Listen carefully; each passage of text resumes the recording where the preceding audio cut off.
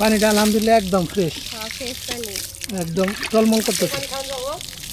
আজকে খাওয়া যাবে ইনশাল্লাহ, কালকে পাকা করে দিব ইনশাল্লাহ। পাকা করে দেওয়ার পরে একদম চকচক করতেছে পানি।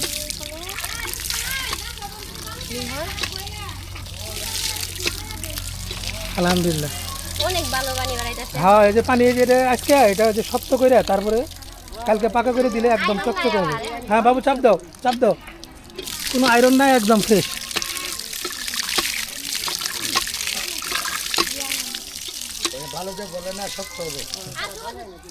হ্যাঁ, পানি খাও তো দেখি। হ্যাঁ, মজা না?